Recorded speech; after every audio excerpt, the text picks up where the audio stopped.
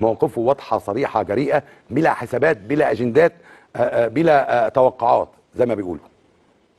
لا يعني هو طبعا انت عارف انت اشتغلت الشغلانه دي من زمان يا استاذ خالد، وعارف ان الشغلانه دي الطريق الوحيد ان انت توصل لقلوب الناس ومخ الناس ان انت تكون واضح معاهم. صح.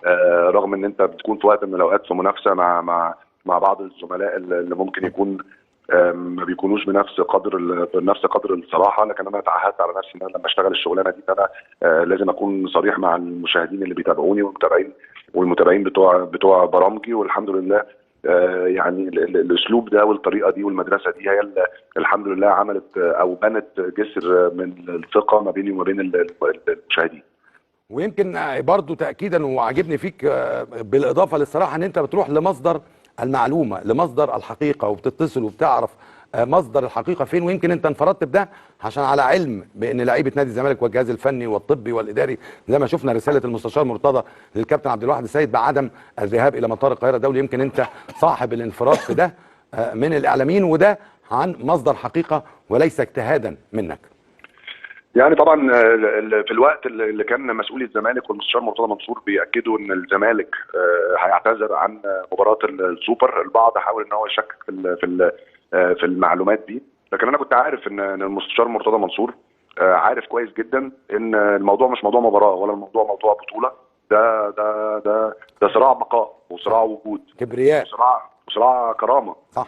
ان نادي الزمالك تعرض لظلم كبير جدا في الفتره الاخيره، ونادي الزمالك بيتعرض لظلم بقاله سنوات طويله، ولكن احنا كلنا قلنا واكدنا ان الفتره الاخيره دي والقرارات الاخيره خاصه فيما يخص المشكله الاخيره كان في يعني مش عايز اقول كلمه قاسيه، ولكن كان في فقر، كان في عدم احترام لنادي الزمالك وجماهير نادي الزمالك اللي كلهم حسوا ان لا يمكن ابدا ان مسؤولين الزمالك هيسكتوا على اللي بيحصل. وبالتالي انا ما كانش عندي شك ان المستشار مرتضى منصور ومجلس اداره نادي الزمالك هيكونوا حريصين ان هم ما يفرطوش في حقوق نادي الزمالك، خاصه فيما يخص معركه باكد مره ثانيه ان هي معركه بقاء.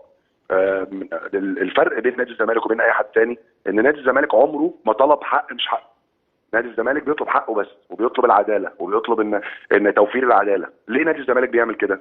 لان نادي الزمالك عارف ان لو توفرت العداله ان هو هيعرف يكسب اي حد، وهيعرف ان هو يفوز ببطولات وينافس على كل البطولات اللي بيشارك فيها. ونادي الزمالك عمره ما احتاج مساعده من اي حد، عشان كده ما بيطلبش الا ابسط حقوقه، العداله، ان انت توفر العداله ما بين كل عناصر اللعب.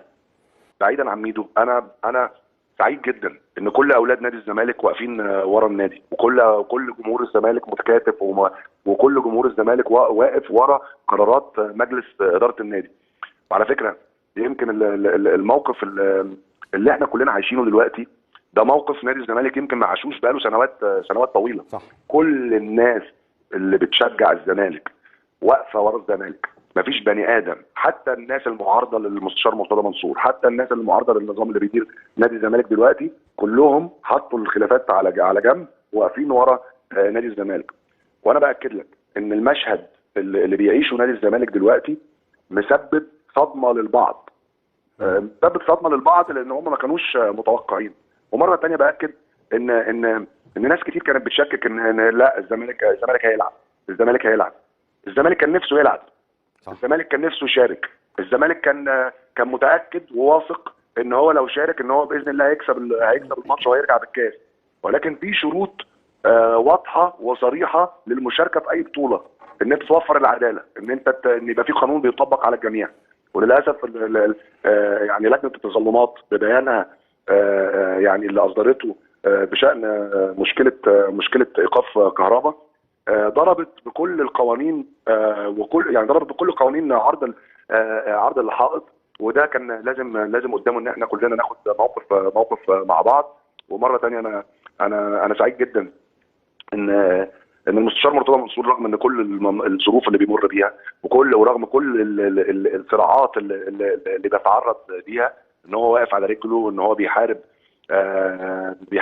عشان خاطر مستقبل نادي الزمالك. وانا بقول ان احنا كلنا في ظهره، كلنا في ظهر مجلس الاداره، وكلنا في ظهر نادي الزمالك. وبقول ان الاعتذار اول خطوه في اخذ حقوق نادي الزمالك. شاء الله باذن الله، ومش عايز اقول كلام يسبق كلام مجلس الاداره، لكن باذن الله ان مجلس ان نادي الزمالك مش عايز اقول كلمه تصعيد، لان كلمه تصعيد دايما انا بقول ان هي كلمه يعني فيها يعني ناس بتاخدها في حتت ثانيه، فمفيش تصعيد ولا حاجه. وانت بتاخد حقك، انت بتاخد حقك خطوات. الخطوه الاولى كانت الاعتذار عن مباراه السوبر. الخطوه الثانيه ان باذن الله، وانا بطمن جمهور نادي الزمالك ان الزمالك مش هيتنازل عن حقه، الزمالك هيصعد، والزمالك هيدافع عن كل حقوقه. كل حقوقه طبعا هنوصل لاي حته في الدنيا ان شاء الله، هنوصل للمريخ، واحنا ما عندناش حاجه نتكسف منها، وما عندناش حاجه نستخبى وراها، طالما ان احنا بنتكلم في الحق. طالما ان احنا بندور على حقك، مش عايز حاجه زياده، انت بتدور على حقك. طبعا بنتكلم ده حق النادي. احنا النهارده شفنا كلنا، ومش عايز اعيد كلامي مره ثانيه، ان احنا شفنا ان المسؤولين بيضربوا بكل القوانين عرض الحائط، وكأن نادي الزمالك ده، انا اسف، مركز شباب. نادي الزمالك نادي كبير، وجمهوره جمهور كبير، ولولا وجود نادي الزمالك في الكره المصريه عمرها ما كانت توصل للمكانه اللي هي وصلت لها. فالنهارده ما ينفعش حد يعيب عليك ابدا في اخذ الحق. صح. احنا النهارده بناخد حقنا، وزي ما بيقولوا اخذ الحق حرفه، وعشان تاخد حقك لازم تاخد حقك بخطوات. وباكد لجمهور الزمالك اللي قلقان ان احنا مش هنصعد القضيه، وان احنا هنستخدم كل حقوقنا عشان ناخد حقنا. الزمالك هياخد حقه، طول ما ليه حق هياخد حقه، مش هيتنازل عن حقه. ويمكن انا قلت ده، وان مجلس اداره نادي الزمالك مكمل للنهايه للحفاظ على حقوقه كامله بلا شك. صحيح. وعايز يعني اكد لحضرتك، وده يعني انفراد انا بقول لحضرتك دلوقتي، ان بالفعل نادي الزمالك تواصل مع سلفاتوري المحامي الايطالي اللي هو اوريدي كسب قضيه كهرباء، واللي اوريدي كسب قضيه فرجاني ساسي بخصوص القضيه القائمه دلوقتي بخصوص موضوع ايقاف كهرباء. وبالفعل الراجل يعني اوريدي عارف كل الاوراق، لكن الزمالك بصدد ارسال الاوراق ليه للاسبوع القادم ان شاء الله. الحاجه الثانيه ان انا بقول وبعلن دلوقتي ان المحاميه بتاعتي ليز الن، المحاميه باللو فيرم اللي هو ماتش كنتري، اكبر لو فيرم في المملكه المتحده، واكبر محاميه رياضيه في انجلترا، ان انا هخليها وان انا هوكلها ان هي تتضامن مع سلفاتوري المحامي الايطالي في القضيه، واتعابها هتكون هديه مني لمجلس اداره نادي الزمالك والنادي الزمالك.